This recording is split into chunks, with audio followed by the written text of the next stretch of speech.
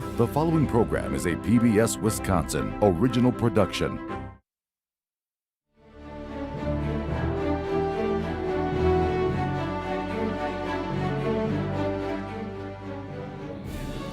Welcome to Wisconsin Public Media's coverage of Governor Tony Evers' 6th State of the State address. We are bringing you live coverage tonight from the Wisconsin State Capitol in Madison. In a few moments, the 46th Governor of Wisconsin will make his way into the Assembly chambers. Evers will speak tonight before a joint session of the Wisconsin Assembly and Senate, the state Supreme Court, his cabinet, and tribal leaders. Good evening, I'm Sean Johnson from Wisconsin Public Radio. And I'm Frederica Freiberg from PBS Wisconsin. Tonight, Democratic Governor Tony Evers lays out his plans for 2024. He'll be speaking to the 107th session of the Wisconsin Legislature. Senate Majority Leader Devin LeMahieu, who represents communities in Sheboygan and Manitowoc counties along Lake Michigan, will provide this year's Republican response immediately following the governor's State of the State address. And we do understand that the governor expects this evening to focus on what he has called workforce challenges, including shortages of workers and childcare and that kind of thing. But ahead of this shining night for the governor, the Republican legislature has been busy both yesterday and today. Yeah, I mean, tonight, this speech is all about him framing the agenda as he sees it. They've spent the last couple days framing it as they see it. They passed, they held a hearing yesterday in the Assembly on a 14-week abortion ban. Today, Republicans in the Senate and Assembly introduced a package of tax cuts. And, Senate Republicans even passed a redistricting plan. So they have been busy kind of laying out the table for the legislative session, what's left of it. This is the governor's chance to do the same before the state of Wisconsin. And the governor is expected to make his way into the Assembly chambers very shortly. We know that the Supreme Court, a new Supreme Court than the last time that the governor gave this address, is seated, and the state Senate is also in the Assembly chambers awaiting the governor's address. Yeah, I mean, that's a pretty seismic change in terms of the audience he's speaking to in the room. You still have those big Republican majorities that he's been used to during his first term and the first year of this term. You have 22 Republicans in the Senate, 64 in the Assembly. You kind of know the drill if you watch these speeches. They're not going to clap for a lot of the stuff he says. Democrats will clap for most of it. The court, though, is a huge deal. And there's a 4-3 liberal majority there now. And, they're going to be busy in the next few months on issues like redistricting. But they won't be the vocal people in the audience, I think it's fair to say tonight. Yes. And as you've just said, of course, that redistricting case is before the new liberal majority Supreme Court, a very major deal as the governor gives his address tonight. And, we also have different circumstances for the State of the State than we did last year in that this is not a budget year. So this is not kind of a hint at what he's going to be doing with his budget. It's not his own, re-election year. He's not on the ballot this year. But we do have that 2024 election and everything that it brings with it, a presidential election. As we get drawn in by the orbit of that thing, the gravity,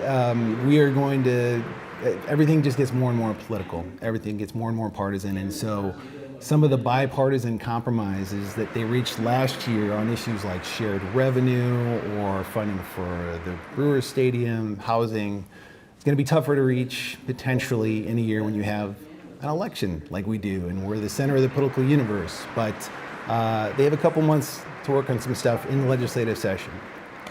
Well, we'll see how that goes. And again, we were just describing how just yesterday and even today, really right up to this address, the Republican legislature was working on bills. We'll see what happens with those. It seems unlikely to me that kind of compromise will persist, again, as you say, leading into this very polarized kind of election season. It's tough. Maybe they got used to it last year a little bit, because I think some of the things that they were able to agree on last year, particularly local government funding, sales tax for Milwaukee, I mean, that is, we've kind of taken it for granted now because we've talked about it a lot, but those are kind of big deal. And that was, Republicans passed it with help from Democrats, signed by a Democratic governor. So the framework is there. They have done it. I do know The that joint convention shall come to order. tax cut that they have introduced does seem chair to recognizes be the designed Assembly potentially Sergeant at to appeal Arms. more to the governor. Definitely. Mr. President and members, the governor of the great state of Wisconsin, the Honorable Tony Evers.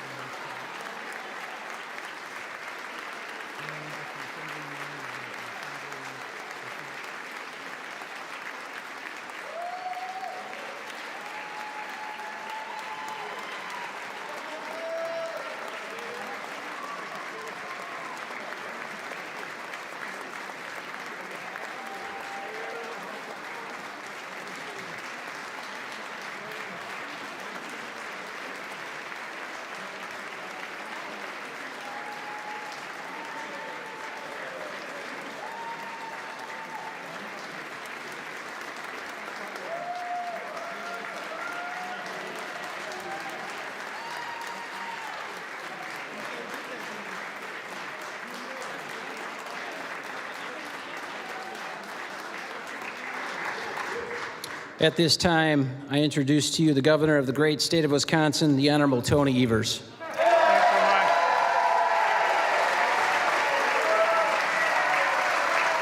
Thank you.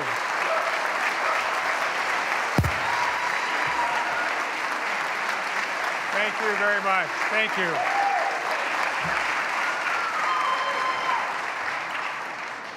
No, I didn't see. I asked one of the four legislators that were coming down with me one of them to do a somersault. Did anybody do that? No? Darn it. Next year. Anyway, good evening, Wisconsinites, honorable Supreme Court justices, tribal nation leaders, constitutional officers, members of the Wisconsin National Guard, and active and retired members of our armed forces, cabinet members, Senate President Kapanga, Majority Leader Lemieux, Minority Leader Hesselbein, Speaker Voss, and Minority Leader Neubauer. Legislators, distinguished guests, and Wisconsinites joining us here and from afar. Thank you for being here with us tonight. I'm Tony Evers, and I'm proud to be here tonight as the 46th governor of the great state of Wisconsin to deliver my 2024 State of the State address.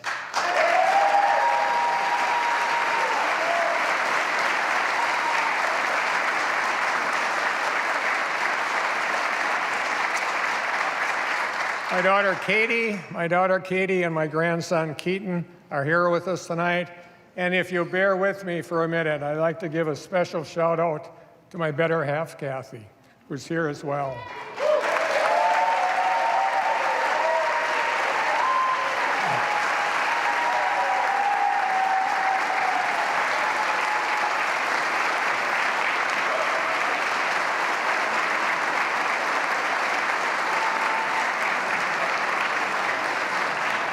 Kathy was named a 2023 Caregiver Hero by Lutheran Social Services, which is awarded in honor of our good friend, former Governor Marty Schreiber. Kathy was recognized for her advocacy around Alzheimer's and other dementias, including making the executive residence a dementia-friendly location. Kathleen Francis, I'm so proud of you. I love you so much. Thank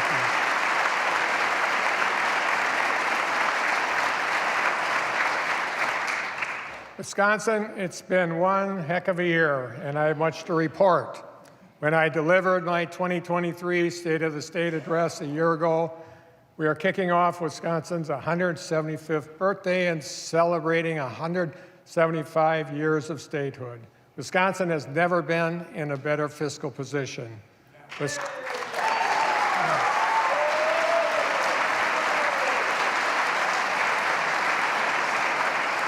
Wisconsin, I begin tonight with even better news. As we enter 2024, our state has never been in a better fiscal position than we are today. Better than last year, better than when I took office, and better than any year in Wisconsin, 176 years of statehood.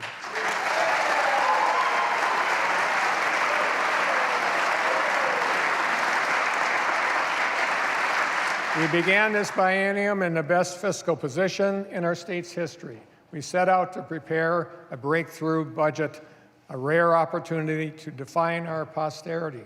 And together we did.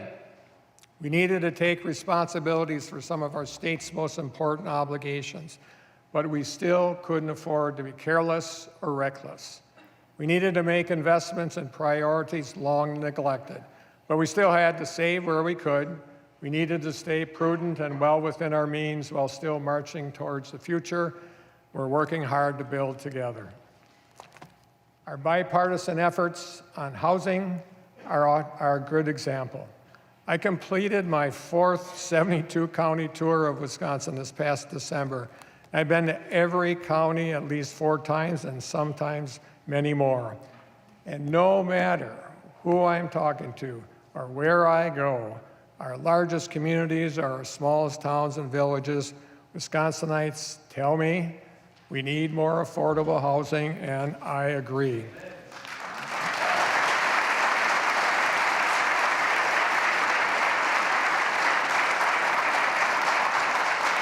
Building affordable housing in every corner of our state is critical to make sure that Wisconsin is prepared to meet the needs of a 21st century workforce in a 21st century economy. Since I took office, we've invested in building nearly 15,000 affordable housing units, nearly 2,500 last year alone, and more than 24,000 housing units total. And we're not stopping there. This past year, we worked together to invest more than $500 million in workforce housing, one of the largest investments in our state's history.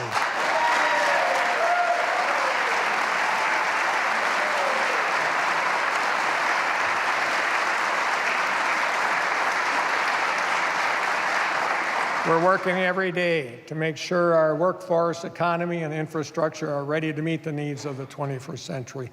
Part of that is making sure kids, families, workers, farmers, and manufacturers have the infrastructure they need to get from point A to point B safely. When I took office, years of disinvestment had caused our roads and our bridges to crumble in disrepair. So you're darn right, we've been fixing the damn roads.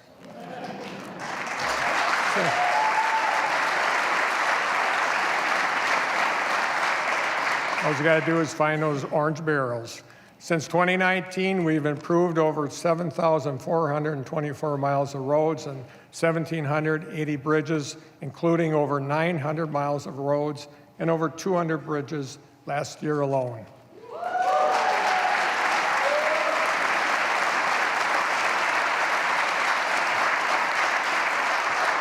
We've also worked with our Minnesota and federal partners to secure over $1 billion in federal funding to support our effort to replace the Blodgett Bridge in Superior. It's a critical economic driver for our state and supports our largest port on the Great Lakes. And I'll tell you this got done, you bet.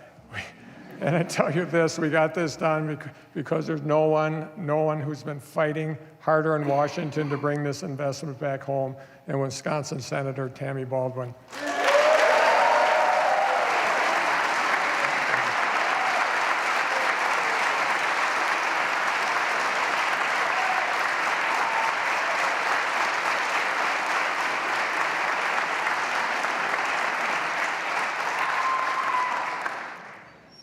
When I was here 4 years ago, I announced a 3-pronged plan to address our state's dairy crisis.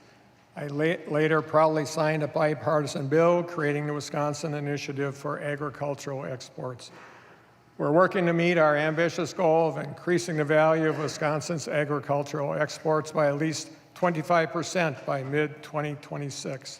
So we worked together last year to invest $2 million to help promote Wisconsin's milk and dairy, meat, crop, and other products around the world.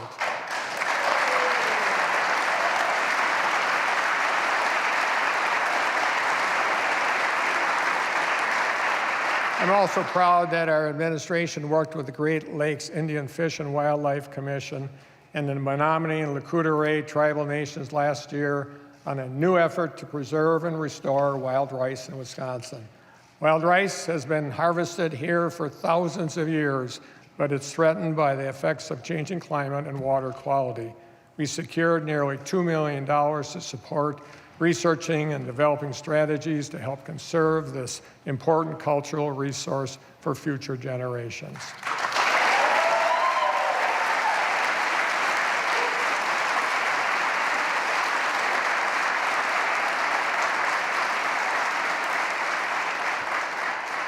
Conserving and protecting our natural resources and land continues to be a top priority for my administration.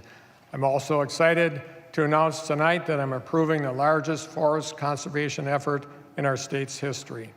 In partnership with the Biden administration and the Conservation Fund, we've approved the conservation easement for the Pelican River forest remaining acres to protect the forest for generations of future Wisconsinites to use and enjoy. This is a big deal, folks.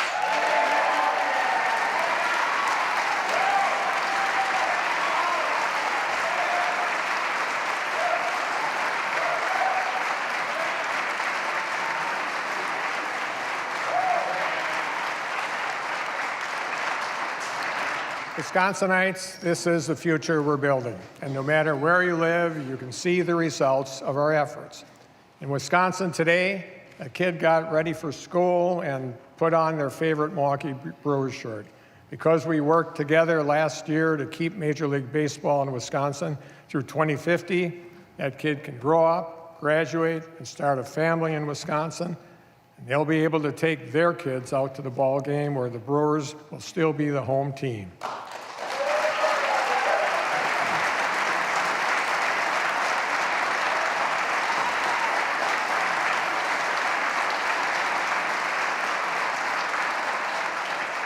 Today, a Wisconsinite tuning in from their TV at home is using electricity that is 100% solar powered and carbon free because we've approved enough solar projects across our state, 4,000 megawatts worth, to power more than 750,000 Wisconsin homes with average electricity usage for 365 days straight.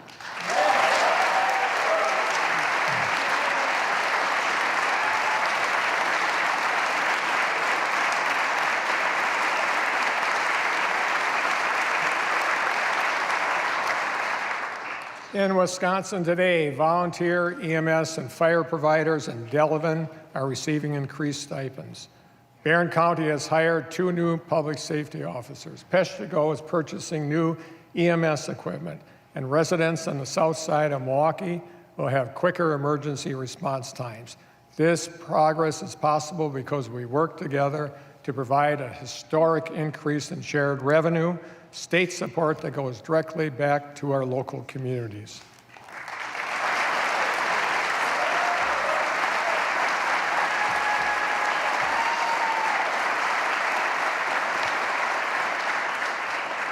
Our bipartisan effort included a 20% increase in support to most municipalities statewide. After a generation of our state asking for local partners to do more with less, today we're working to deliver on our promise of making sure our communities can meet basic and unique needs alike. Today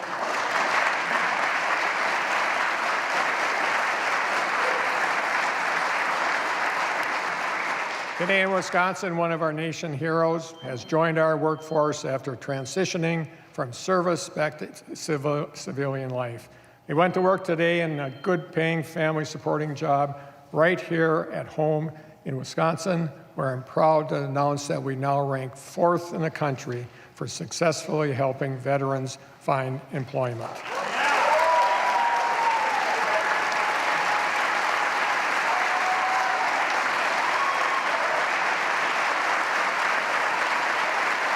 That's great.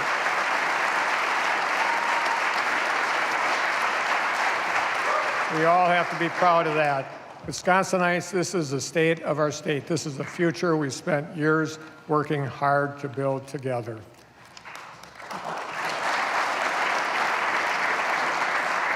But let me be clear, these results and our accomplishments doesn't mean our work is finished. If anything, our progress demands our efforts to continue. There is, as always, more we can do. And that work begins in earnest here tonight. Let's start with PFAS. PFAS are a real threat to our kids, our families, our communities. These human-made chemicals can be toxic to humans and wildlife, and they've been used in everyday products for more than a half a century. In Wisconsin, where we hunt, fish, and want to trust the water coming from our tap, and where our economies rely upon water resources for livestock, crops, and outdoor recreation, PFAS are a threat to our way of life and our economy. That's why I directed $10 million into a new statewide program to help contaminants like PFAS get contaminants like PFAS out of our water supplies. I'm proud to report this program has helped replace or abandon nearly 500 contaminated water wells across Wisconsin.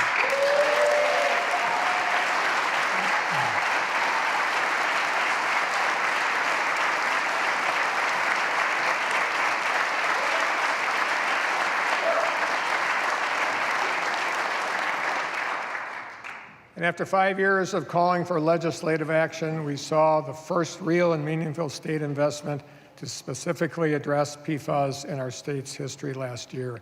The legislature and I both approved a $125 million investment to start tackling PFAS across our state.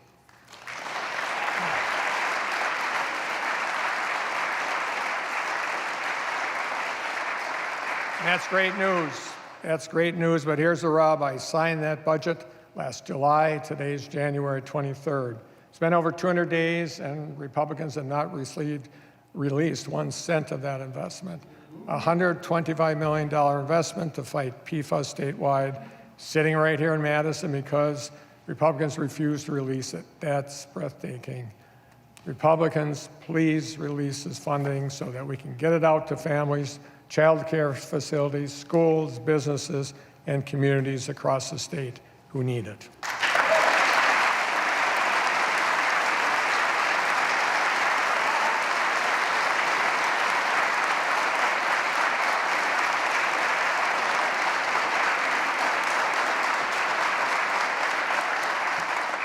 Another area where we must work together to do more and quickly, let's talk about mental health.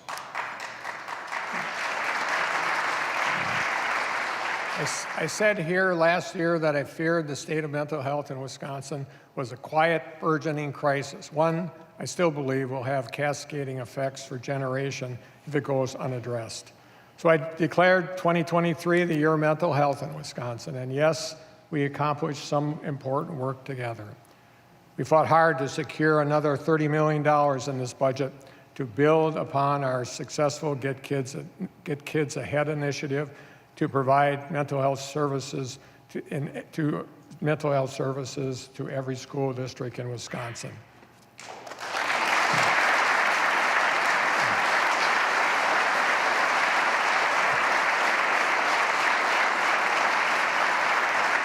But I don't need to remind this legislature that I requested more than $500 million last year to help expand access to mental and behavioral health services statewide, only a fraction of which was approved.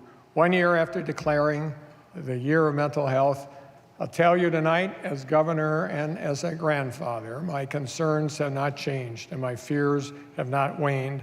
Much work remains. The data have not improved. According to the latest report from the Office of Children's Health, Mental Health, Kids continue to report highly concerning levels of anxiety, depression, self-harm, and suicidal thoughts. That's still especially true for teen girls, students of color, and LGBTQ kids. 1/3 of our high school kids still experience feelings of sadness and hopelessness nearly every day.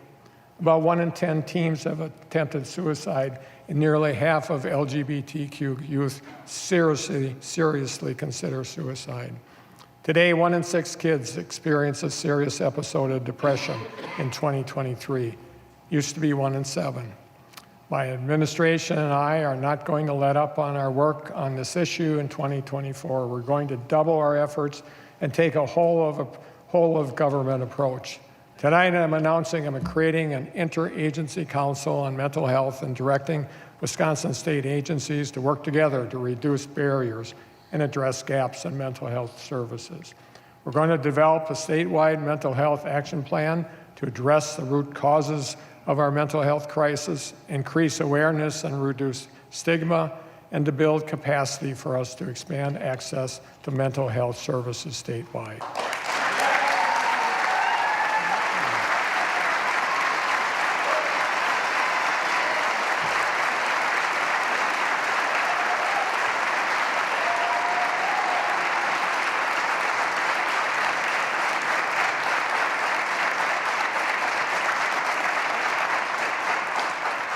Our state's mental health challenges are very, very significant. Let's do more and urgently make a difference on this issue in 2024. We have to. And I'm optimistic we will, because our kids are leading the way. Students in Merrill are doing amazing work through a student-led program called Raise Your Voice. It's part of an effort led by NAMI Wisconsin to educate, support, and empower youth to talk openly about mental health. The program at Merrill High School began with just 8 kids, and then it grew. And these students have helped expand the program to other middle schools and high schools across the region with more than 200 members. Merrill's Raise Your Voice advisors and founding students are here in the gallery tonight. Please join me in recognizing them, and let's resolve tonight to do the work to support our kids. Where are they?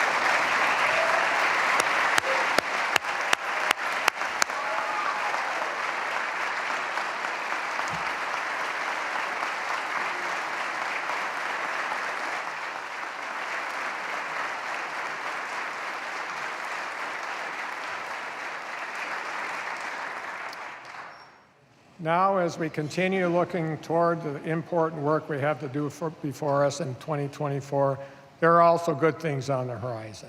We have important elections coming up this year, including one in November. It's been clear that I believe we should make it easier, not harder, for every eligible Wisconsinite to cast their ballot.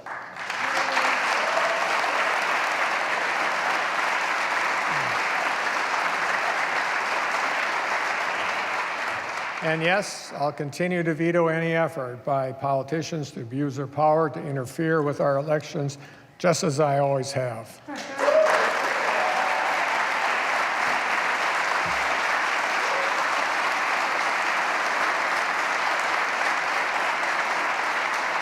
In the coming weeks, I'll also be announcing new steps I'm directing my administration to take to help ensure every eligible Wisconsinite has the opportunity to participate in the most precious and fundamental function of our democracy, the right to vote.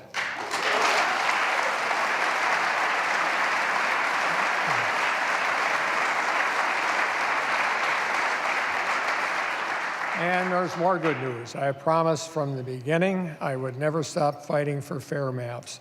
As I stand here tonight, I have never been more hopeful that when Wisconsinites head to the ballot box later this year, they'll be voting under legislative maps that are fair, responsive, and finally reflect the will of the people of this state.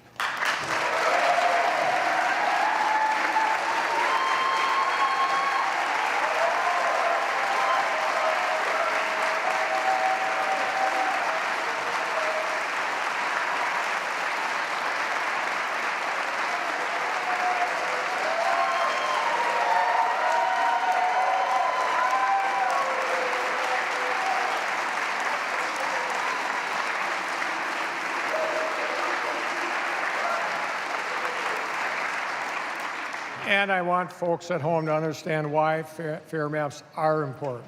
Because when elected officials gerrymander themselves into safe seats, they can comfortably ignore the overwhelming majority of Wisconsinites who support common sense policies like Badger Care expansion, red flag laws, and expanding paid family leave, and that's wrong.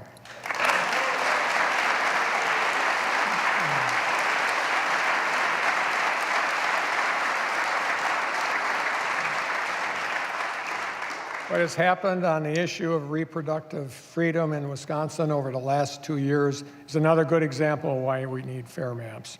For a decade now, 60% of Wisconsinites on average have consistently said they support abortion being legal in all or most cases. And yet, each time I've asked Republicans to restore Wisconsinites' reproductive freedom to what it was the day before the U.S. Supreme Court overturned Roe, they said no. And because of that, Wisconsin women spent over a year experiencing firsthand what it's like to live in a state that bans nearly all abortions, even in cases of rape or incest. Today, thanks to the lawsuit Democrats filed days after the Supreme Court decision, Wisconsinites now have the same reproductive freedom in Wisconsin that they did on June 23, 2022, before Roe was overturned.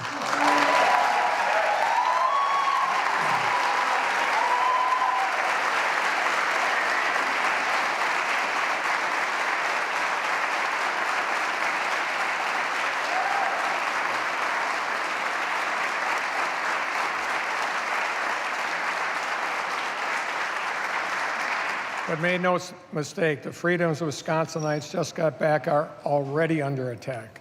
Republicans are advancing a bill that would ask Wisconsinites to strip themselves of some of the basic reproductive freedoms that were just recently restored to them in cases, and no exemptions in cases of rape or incest.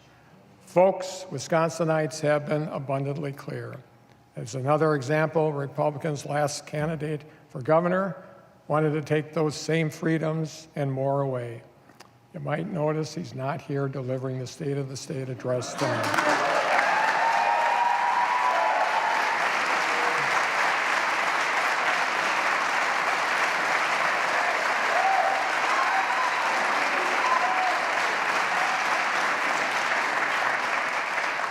So I want to speak directly to women in Wisconsin tonight. I will veto any bill that takes away your reproductive freedom or makes reproductive health care any less acceptable than it is today, period.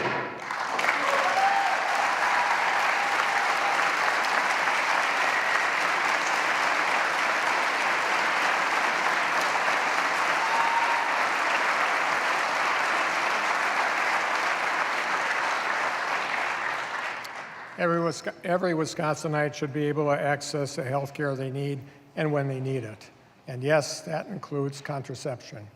Last summer, the Food and Drug Administration approved the first daily oral contraceptive pill for use without a prescription, which is expected to be available in stores and online later this year. And that's great news. Badger Care Plus currently covers over-the-counter emergency contraception and daily contraception with a prescription from a provider. Today I'm announcing I'm directing the Department of Health Services to issue a standing order for Badger Care Plus to serve as the prescription to cover over-the-counter contraception, including emergency contraception.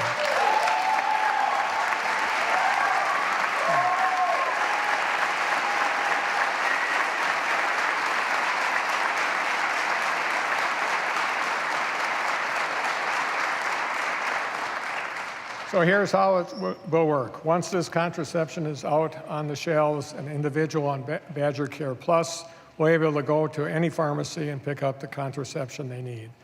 The pharmacy will use DHS's standing order to process their insurance company coverage.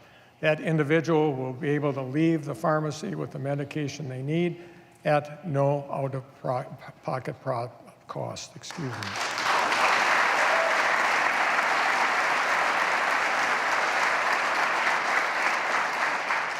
There's also work that we can do together to support healthy moms, babies, and families across Wisconsin, especially as we celebrate Maternal Health Awareness Day.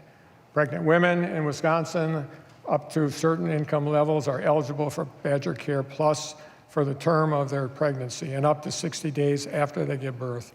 But as most people know, recovery time from pregnancy often lasts longer than 60 days. Today, a bipartisan bill, Senate Bill 110, introduced by Senators Ballweg and Filzkowski, would enable Wisconsin to join 43 other states that already extend coverage to pregnant women for up to 365 days to birth. Tonight, I'm urging Republicans and Democrats to work together to get this bill across the finish line this session and to send it to my desk. We have to get this done, folks.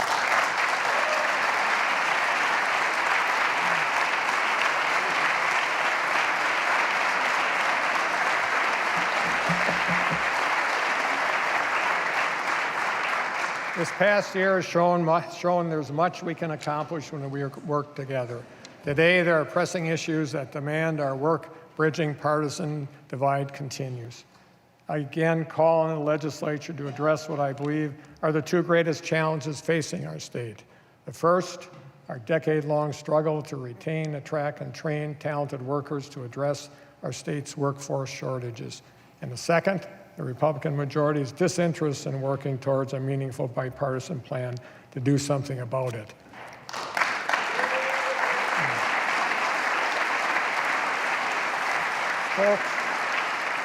Folks, no isn't a workforce plan. Asking more kids to work in the workforce is not a workforce plan. Giving more big breaks to millionaires and billionaires is not a workforce plan.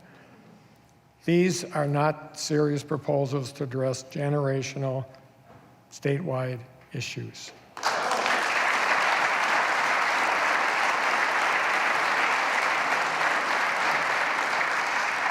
In April last year, our state unemployment rate hit a record low of 2.4%.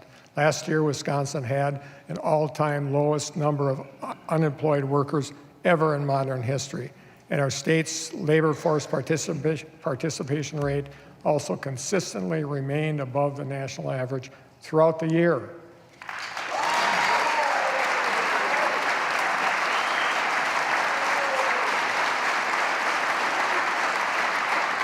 So it's time we get rid of that old talking point that Wisconsinites aren't working or working hard. Wisconsinites work hard, and they are working.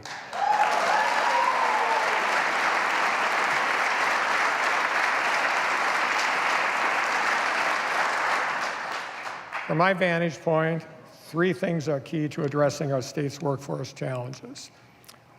First, we must find a long-term solution to our state's looming child care crisis.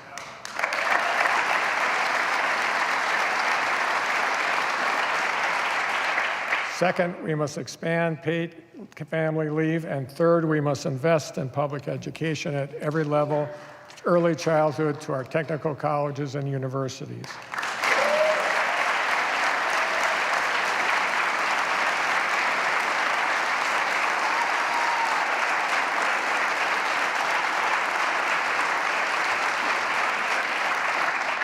Wisconsin faces a looming child care crisis. Costs to working families are skyrocketing. We don't have enough child care providers, and the providers we have are struggling to keep the lights on. And the effects are intuitive. If a kid no longer has child care or a parent can't afford it, someone's going to have to stay home with them. Folks, lack of accessible, affordable child care is a statewide workforce issue.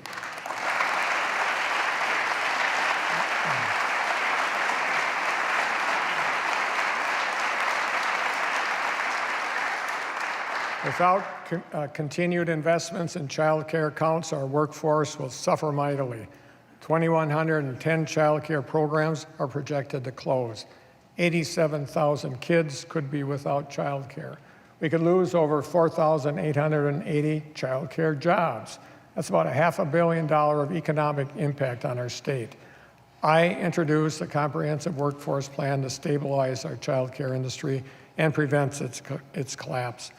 Republicans rejected it. So last fall, I directed $170 million in emergency funding to keep our child care industry afloat.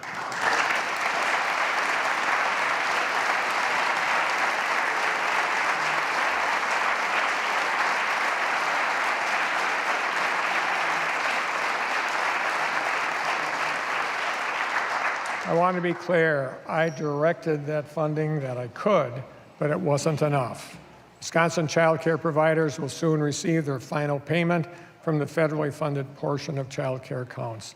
So the emergency $170 million I directed last fall as a stopgap measure now kicks in.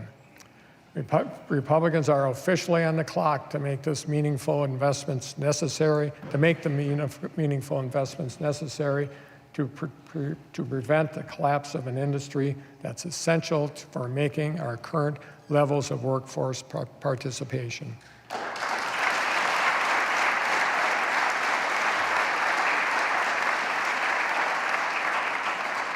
Wisconsin, we also need to expand paid family leave.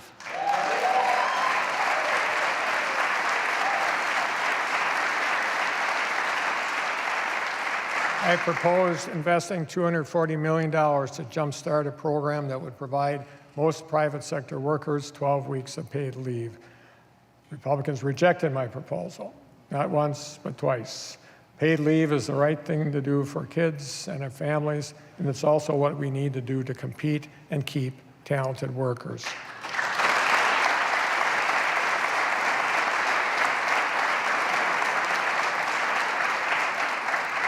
And yes, doing what's best for our kids is what's best for our state, and it's what's best for our families and our workforce too.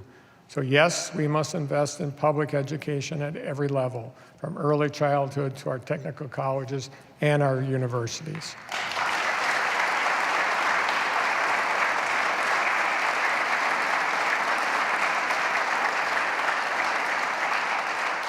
Now, I will never expect Republicans and Democrats in this building to agree with each other, or me for that matter, on the merits of every policy 100% of the time. That's what democracy is about. But there's no excuse for not being willing to work together on what everybody agrees is the most pressing issue facing our state. I've introduced a comprehensive workforce plan twice. If anyone on either side of the aisle has a better plan than mine that not only prevents the collapse of our state's child care industry, but also helps us compete against our neighboring states for talent and invests in public education at every level to prepare our kids for the future, let's hear it. I will work with any legislator, any partner, any stakeholder who's willing to engage in meaningful conversations on these issues to do the right thing for Wisconsin.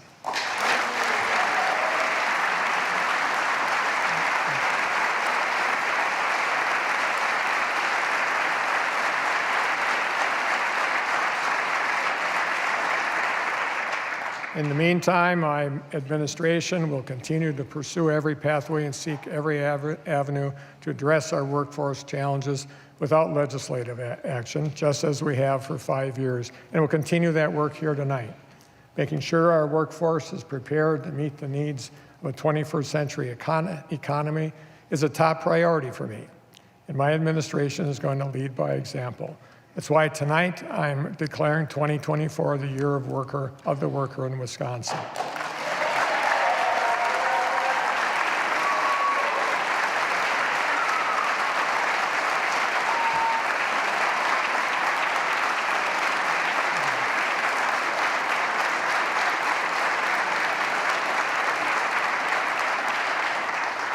We are working in earnest to reduce barriers to employment so we can try to make sure every available worker can join our workforce.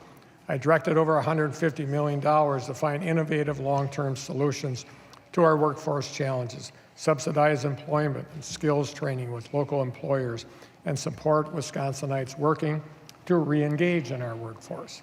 Because of that investment, we've been able to deliver workforce training and support services to more than 33,000 Wisconsinites across the state.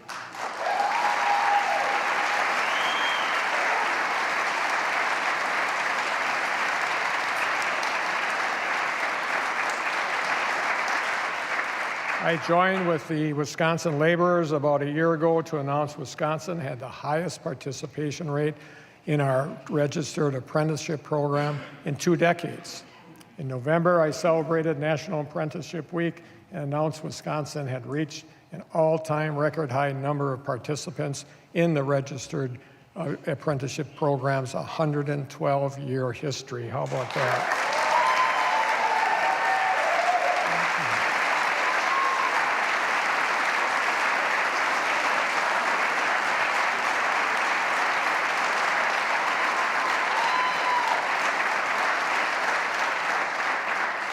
There are also high-need areas of our workforce we need to bolster and support. According to the Department of Workforce Development, Wisconsin faces a potential deficit of 20,000 nurses by 2040. Between 2020 and 2030, Wisconsin's healthcare industry will see nearly 32,000 annual openings across occupations. So last year, my administration launched one of the country's first ever registered nurse apprenticeship pathways to help address the demand for workers. And we announced a new initiative to train over 10,000 certified direct care professionals to address our state's shortage of caregivers.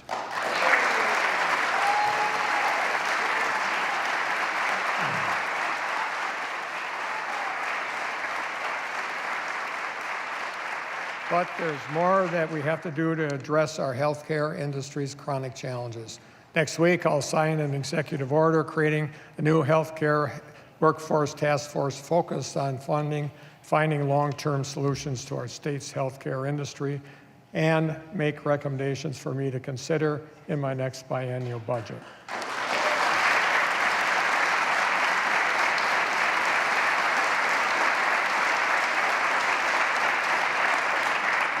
We also know we must work to retain talented educators who work every day to do what's best for our kids. Recent estimates show that only 67% of new educators in Wisconsin make it past 5 years. So through the Department of Workforce Development, our administration is launching a new teacher apprenticeship pilot program with the Department of Public Instruction to provide more mentorship and support for new educators.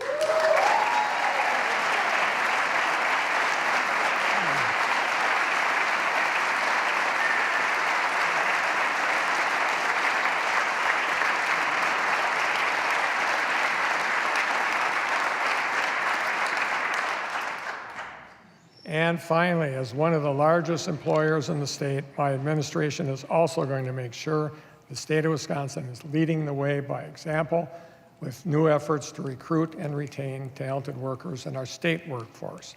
I'm also announcing tonight I'm creating a new Office of State Employee Engagement and Retention to improve retention, mentorship, and engagement of our state workers across all of our state agencies.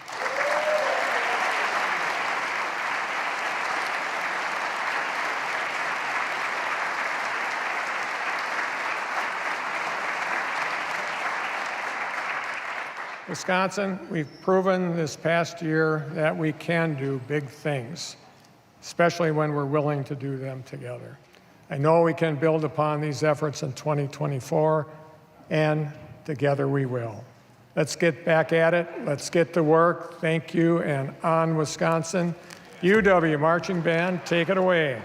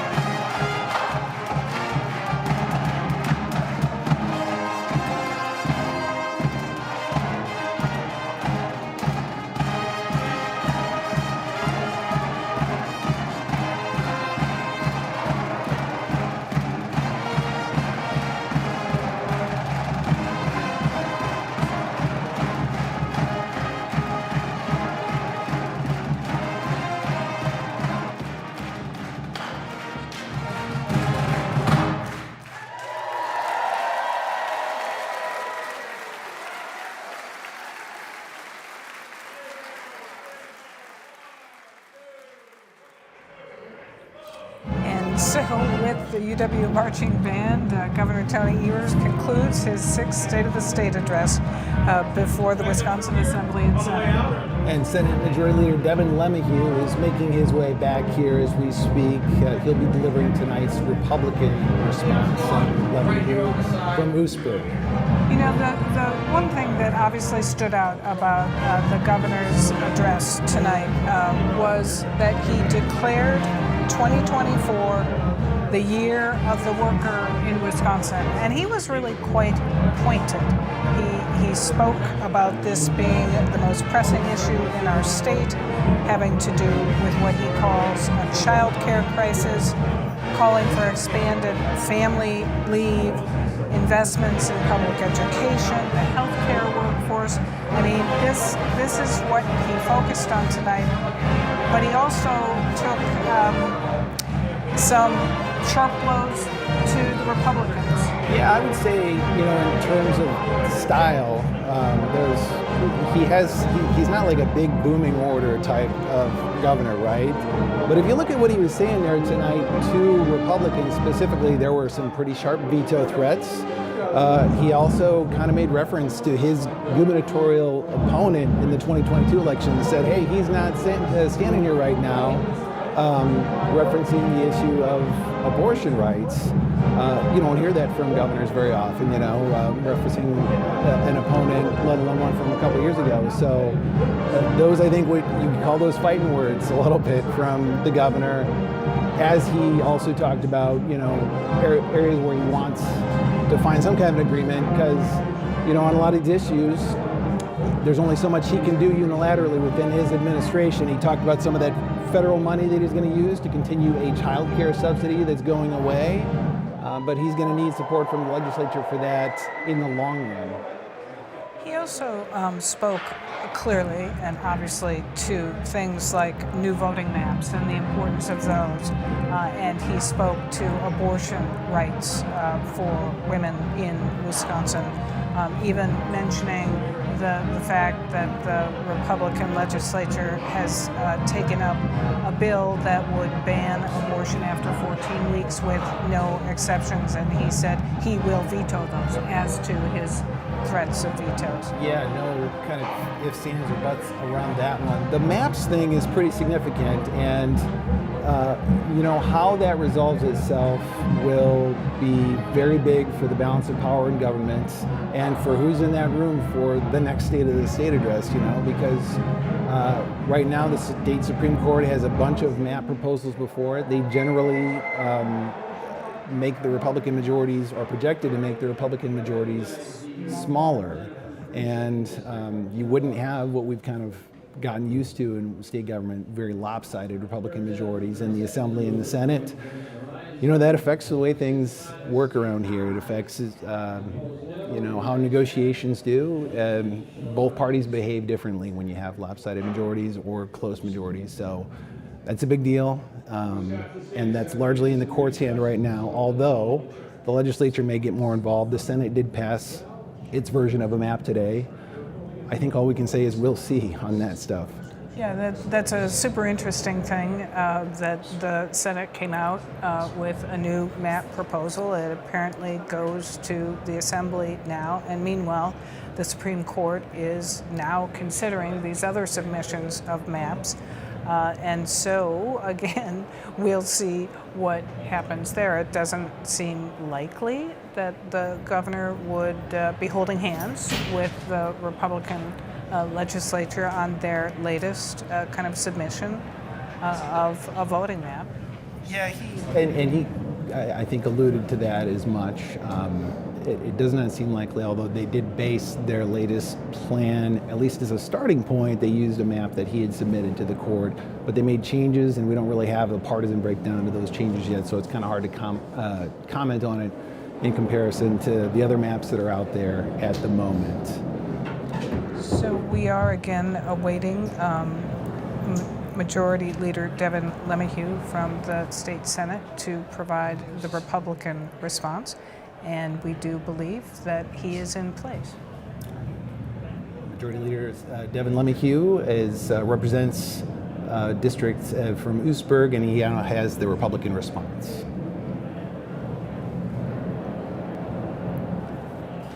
actually, we can keep going here for just a moment. Senator. While we get the senator All right, there we go. aligned. All right, Senator, go ahead. Good evening. Today, Governor Evers highlighted a vision for the state that does not align with the reality of the state's financial picture. State spending is at an all-time high. Over this 2-year budget cycle, Wisconsin's state government will spend almost $44,000 per income taxpayer. Our K-12 schools are enjoying the highest level of funding in history. Local governments and the school choice program have recently gotten their largest increase in state support ever. The state budget included over $3 billion of investment in healthcare services, including increases for nursing homes, hospitals, and mental health care. We heard from our constituents about the state of Wisconsin's infrastructure, so we invested $360 million in local roads and bridges as part of a $1.5 billion transportation budget. And we used one-time surplus money to pay cash for major projects to avoid costly borrowing. Workforce housing is a recurring issue for Wisconsin's middle class, so we invested $525 million in revolving loan funds to rehabilitate Wisconsin's aging housing stock, revitalize main streets, and incentivize the creation of new workforce housing. Republicans and Democrats worked together to keep the Milwaukee Brewers in Wisconsin for another generation of baseball fans. Wisconsin's priorities are fully funded, and yet the state still is projected to have a $4 billion surplus. That surplus should not be spent to further grow the size of government as the governor suggests, rather create new entitlement programs or even sit in a bank account in Madison earning interest. The surplus should be returned to the hardworking taxpayers who have given the state government more than their money than is necessary. The legislature released a plan today that would cut taxes for the middle class. It would exempt retirement income from state income taxes. It would increase the married couple credit, and it would increase the child and dependent care tax credit. Since he's been reelected, Governor Evers has consistently rebuked the legislature's attempts to cut taxes for the middle class.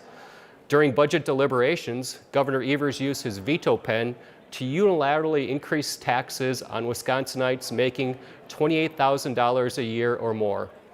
That highlights the core problem with the governor's administration. He consistently says one thing and then does another. After his campaign promise to cut taxes on the middle class, Governor Evers unilaterally raised them. The governor campaigns as a common sense leader of our state, but then he governs as a partisan leader of the Democrat Party of Wisconsin. Democrats see state surpluses as an opportunity to grow government entitlement on the backs of hardworking taxpayers. Legislative Republicans have a different version. We stand for limited government, low taxes, safe communities, and a strong economy. A strong surplus is an opportunity to advance those goals. This spring, the state legislature will continue to compromise where we can, but we won't compromise the principles of Wisconsin, the principles that Wisconsin voters sent us here to uphold. We are working on behalf of you and your family, and you can be confident that with principled leadership, Wisconsin's best days remain ahead. That was Senate Majority Leader Devin LeMahieu with the Republican response. If you would like to watch tonight's speech from Governor Tony Evers or Senate Majority Leader Devin LeMahieu again, we will have it posted later this evening on our website at pbswisconsin.org. We'll also have continuing coverage and reaction to the State of the State address this Friday evening at 7:30 on Here and Now. And Wisconsin Public Radio will also continue to follow developments from the state capitol on the air and online at WPR.org. I want to thank you for joining us for this evening for this, from the state capitol in Madison. I'm Sean Johnson with Wisconsin Public Radio. And I'm Frederica Freiberg from PBS Wisconsin. This concludes our coverage of the Wisconsin 2024 State of the State address. Thanks for watching.